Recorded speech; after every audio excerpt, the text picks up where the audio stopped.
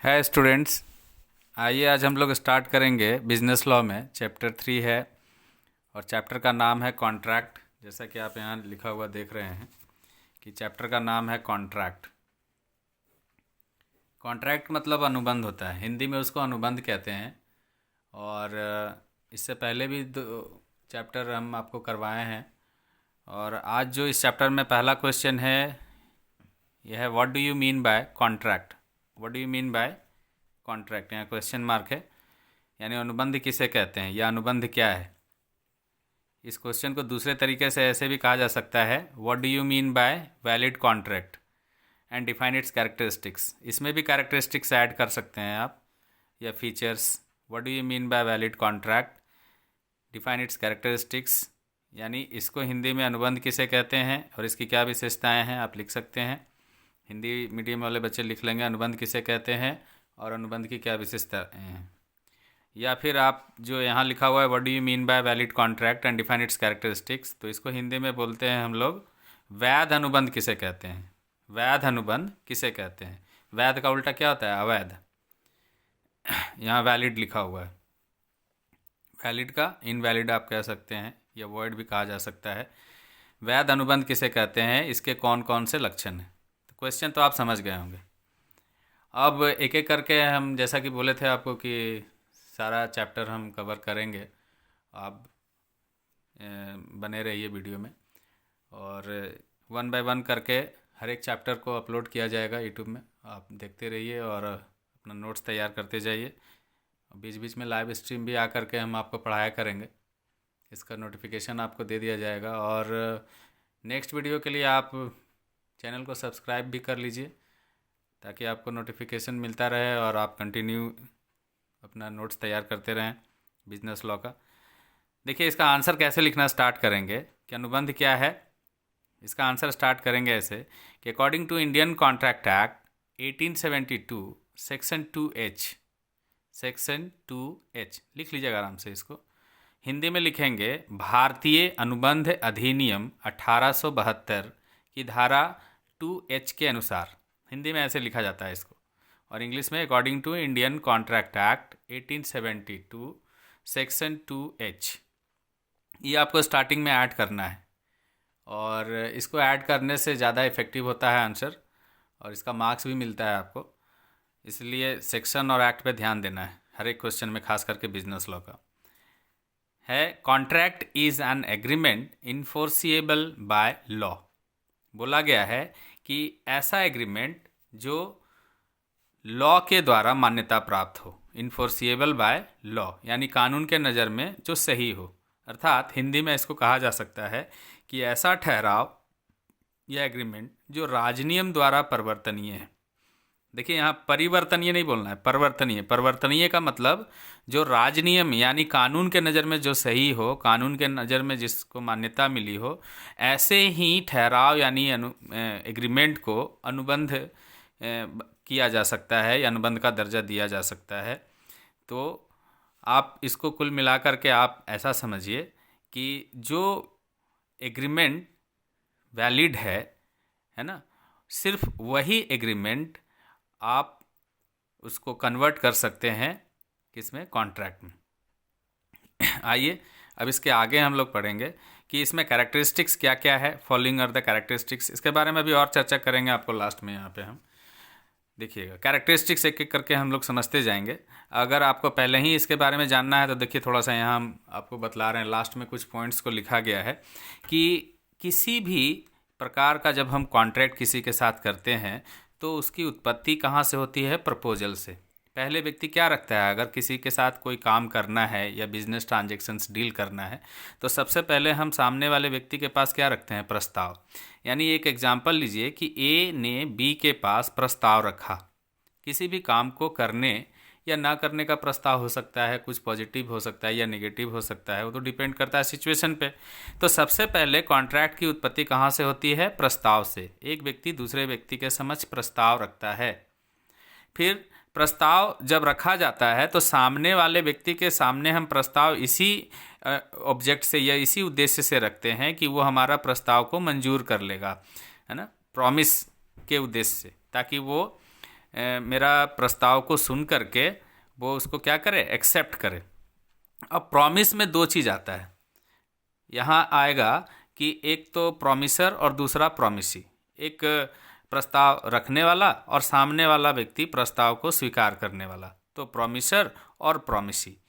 यानी प्रपोजल बिना दो लोगों का तो होगा नहीं, तो इसमें एक प्रॉमिसर कहलाएगा और दूसरा प्रॉमिसी कहलाएगा। अभी दोनों के बीच में, प्रॉमिसर और प्रॉमिसी के बीच में एक कंसिडरेशन आएगा। कंसिडरेशन का मतलब होता है प्रतिफल। कंसिडरेशन का मतलब होता है प्रतिफल। हिंदी में इसको प्रतिफल कहते हैं, यानी समथिंग फॉर समथिंग। मतलब ए ने अगर वादा किया है कि बी को मैं अपना साइकिल आपको बेच दूंगा 1000 रुपये में, मान लीजिए ऐसा वायदा किया है, प्रॉमिस किया, तो यहाँ पर ए अगर साइकिल बेचना चाहता है तो ए के लिए क्या है, अमाउंट प्रतिफल है, क्योंकि बी उसको पैसा दे करके साइकिल खरीदेगा, है ना। और बी के लिए साइकिल प्रतिफल है, यानी कंसिडरेशन है। तो यहाँ दोनों के लिए प्रतिफल कुछ ना कुछ है। तो कॉन्ट्रैक्ट बनाने के लिए स्टार्टिंग हम लोग यहाँ से करेंगे। पहले प्रपोजल आएगा, फिर प्रॉमिस आएगा, और प्रॉमिस में प्रॉमिसर और प्रॉमिसी होंगे, और उसमें कंसिडरेशन ज़रूर होना चाहिए, है ना। कंसिडरेशन कुछ भी हो सकता है, और जब वो कंसिडरेशन उसमें होगा तो वो एग्रीमेंट का रूप ले लेगा। और एग्रीमेंट कैसा होना चाहिए, आगे इसमें पढ़ेंगे कि एग्रीमेंट लॉफुल होना चाहिए, कानून के नज़र में सही होना चाहिए। और जब एग्रीमेंट को हम इन्फोर्स, यहाँ बोला गया है कि contract is an agreement enforceable by law. यही एग्रीमेंट जब लॉ के नज़र से, यानी कानून के नज़र से सही हो जाता है, कानून के तरफ से मान्यता प्राप्त हो जाता है, तो यही कॉन्ट्रैक्ट का रूप ले लेता है। इसीलिए आप इस लाइन से इसको समझ सकते हैं कि पहले क्या चाहिए कॉन्ट्रैक्ट को स्टार्ट करने के लिए, प्रपोजल। प्रपोजल में कितने लोग चाहिए, 2, प्रॉमिसर और प्रॉमिसी। वहाँ प्रॉमिस किया जाएगा, एक्सेप्ट किया जाएगा, और उसके बाद प्रॉमिसर और प्रॉमिसी के बीच में एक चीज़ आएगा, क्या, कंसिडरेशन, जिसको हम प्रतिफल के नाम से जानेंगे। और इसके बाद वो क्या रूप ले लेगा, एग्रीमेंट का रूप ले लेगा। दो लोगों के बीच में, देखते हैं बहुत बार हम लोग आपस में कुछ लेन देन का एक एग्रीमेंट करते हैं। सामान्य भाषा में एग्रीमेंट भी हम लोग बोलते हैं, हिंदी में उसको ठहराव भी कहा जाता है।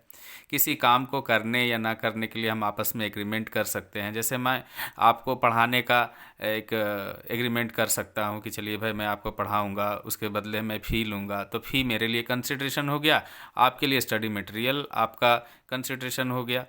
अब जब इसको हम राजनियम द्वारा परिवर्तनीय करवा देंगे, जैसे मान ली, कहने का मतलब है कि कोर्ट में जाके इसको एफिडेविट करवा लें, 4 लोगों का उसमें विटनेस करवा दें, तो वो एक कॉन्ट्रैक्ट का रूप ले लेगा।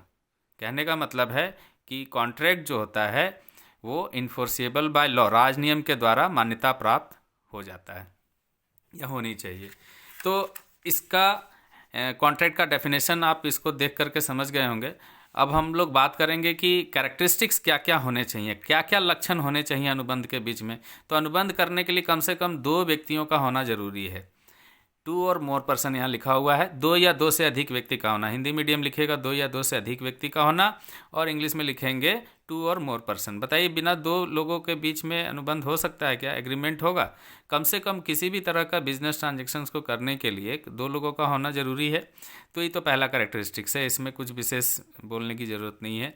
नंबर 2 है लॉफुल कंसिडरेशन एंड ऑब्जेक्ट्स, यानी जो प्रतिफल होना चाहिए। जैसे अभी आपको यहाँ एग्जाम्पल दिए कि ए ने बी को साइकिल बेचने का वादा किया, तो ए के लिए जो अमाउंट है, जो पैसा है, वो प्रतिफल है, बी के लिए साइकिल प्रतिफल है। अब आप बताइए कि ए जब बी को साइकिल बेचने का वादा किया है और बी इसको मान लीजिए कि AK-47 या बॉम्ब दे दे, तो क्या वो कानून के नज़र में सही है? नहीं है, सही नहीं है। तो इसीलिए कहा गया कि कंसिडरेशन हमेशा कैसा होना चाहिए, लॉफुल होना चाहिए, कानून के नज़र में सही होना चाहिए, और उसका कुछ न कुछ उद्देश्य भी होना चाहिए। इसीलिए कहा गया न्यायोचित प्रतिफल एवं उद्देश्य होना चाहिए, किसमें, कॉन्ट्रैक्ट में। नंबर 3 आइए, ये आपको समझ में आ गया होगा कि कंसिडरेशन हमेशा कैसा होना चाहिए, लॉफुल होना चाहिए, कानून के नज़र में सही होना चाहिए, समाज के नज़र में सही होना चाहिए, वो लॉफुल कंसिडरेशन कहलाता है। आपको हम पढ़ा रहे हैं, आप जो हमको फ़ी देते हैं, वो अगर आप कैश देते हैं तो वो लॉफुल कंसिडरेशन है। लेकिन आप कुछ ऐसा चीज़ दें हमको जो समाज के विरुद्ध है, जिससे कुछ गलत प्रभाव पड़ता है समाज में या किसी व्यक्ति को नुकसान पहुंच सकता है, तो वो लॉफुल कंसिडरेशन नहीं कहलाता है। नंबर 3 है फ्री कंसेंट ऑफ पार्टीज। देखिए, जब दो लोगों के बीच में कॉन्ट्रैक्ट होता है तो कॉन्ट्रैक्ट किसी दबाव में नहीं होना चाहिए, किसी तरह का कोर्सन या फिर आप कह सकते हैं कि प्रभाव में नहीं होना चाहिए, इन्फ्लुएंस करके नहीं कराना चाहिए, दोनों की सहमति से होनी चाहिए। उसमें किसी तरह का चीटिंग या थ्रेट नहीं होना चाहिए, दोनों पक्षकार की सहमति स्वतंत्र रूप से होनी चाहिए। इसलिए कहा गया हिंदी में पक्षकारों की स्वतंत्र सहमति, यानी फ्री कंसेंट ऑफ पार्टीज। ठीक है। नंबर 4, इसका एक चैप्टर है, आगे पढ़िएगा आप कि what do you mean by free consent और क्या क्या होना चाहिए कंडीशन फ्री कंसेंट में, वो आपको डिटेल में पढ़ाया जाएगा। फिलहाल आप इतना जानिए कि दो पक्षों के बीच जब कॉन्ट्रैक्ट होगा तो बिना किसी दबाव के, बिना किसी उत्पीड़न के होना चाहिए, अनड्यू इन्फ्लुएंस नहीं होना चाहिए उसमें। नेक्स्ट है कि competence of the party to do a contract, यानी पक्षकारों के अनुबंध करने की क्षमता। इसका अर्थ होता है बच्चों, यहाँ पर आप लिख लीजिएगा कि जो भी पार्टी कॉन्ट्रैक्ट करेंगे आपस में, वो माइनर नहीं होना चाहिए। पहली बात, माइनर का मतलब 18 साल से कम उम्र नहीं होना चाहिए, मेजर होना चाहिए, और साउंड माइंड का होना चाहिए, यानी स्वस्थ मस्तिष्क का होना चाहिए, और कैपेबल होना चाहिए, है ना। आप किसी ऐसे व्यक्ति के साथ, आप कोई पागल व्यक्ति के साथ आप अनुबंध नहीं कर सकते, वो कॉन्ट्रैक्ट का रूप कभी नहीं लेगा। कॉन्ट्रैक्ट करने के लिए व्यक्ति का साउंड माइंड यानी स्वस्थ मस्तिष्क का होना जरूरी है, उसका आयु 18 से अधिक यानी वयस्क होना जरूरी है ना। वो हर एक तरीके से सही होना चाहिए, सोचने समझने की क्षमता होनी चाहिए उसमें, उसी को बोलते हैं पक्षकारों के अनुबंध करने की क्षमता होनी चाहिए। चलिए आइए, इसके बाद नेक्स्ट एंड लास्ट पॉइंट है agreement not hereby expressly declared to void. ऐसा एग्रीमेंट जो कानून के नज़र में कभी गलत ठहरा दिया गया हो, है ना, वो कभी भी कॉन्ट्रैक्ट का रूप नहीं ले सकता। हिंदी में देखिए स्पष्ट रूप से आपको समझ में आ रहा है यहाँ पर कि अधिनियम द्वारा व्यर्थ रूप से घोषित ठहराव नहीं होना। मतलब अधिनियम का मतलब कानून, कानून के द्वारा किसी भी चीज़ को अगर व्यर्थ बोल दिया गया है, किसी भी ठहराव को अगर गलत बता दिया गया है, एग्रीमेंट को गलत बता दिया गया है, तो वो कॉन्ट्रैक्ट का रूप नहीं लेगा। तो कुल मिलाकर के एक क्वेश्चन कंप्लीट हो गया है। आपको क्या करना है कि कॉन्ट्रैक्ट का पहले डेफिनेशन लिखना है एक्ट डाल करके, और उसके बाद ये सारा पॉइंट्स को आपको डिफाइन करना है। आपको कम से कम 2-2, 4-4 लाइन सब में लिखना है, और एग्जाम्पल्स दे दे के लिखना है। यहाँ पर आप एग्जाम्पल दीजिए, इसमें पर आप एग्जाम्पल दीजिए, जो एग्जाम्पल हम आपको दिए हैं, कुछ और भी अपने से एज्यूम करके आप एग्जाम्पल डाल सकते हैं, और ये 5 पॉइंट्स में एग्जाम्पल दे दे करके आप लिखिए। बस कुल मिला करके एक बार रैंडमली फिर हम इसको रिपीट करेंगे कि कॉन्ट्रैक्ट की उत्पत्ति कहाँ से होती है? प्रस्ताव से। आप मेरे पास आएंगे कि सर मुझे पढ़ना है, तो ये क्या हो गया? एक तरह का प्रपोजल हो गया। अब प्रपोजल में 2 लोग हुए ना, एक सर हुए, एक स्टूडेंट हो गया। अब एक प्रोमिसर हुआ, एक प्रोमिसी हो गया।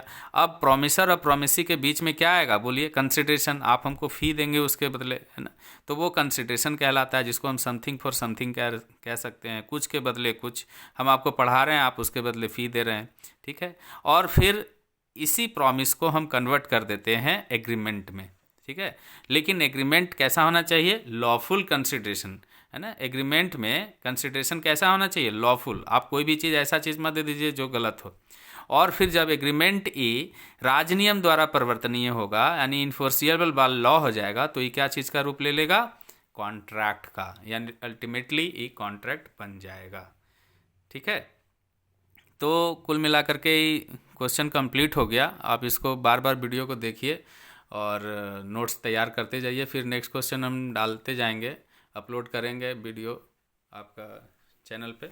और आप वीडियो को सब्सक्राइब कर लीजिए और अपने दोस्तों में इसको शेयर कीजिए। और आपको कैसा लगा, समझ में आया कि नहीं आया, आप कमेंट करके बताइए। और वीडियो को लाइक कीजिए, ज़्यादा से ज़्यादा अपने दोस्तों के बीच शेयर कर दीजिए इसको। आज के लिए इस क्वेश्चन को इतना ही रखते हैं। Thank you for watching this video.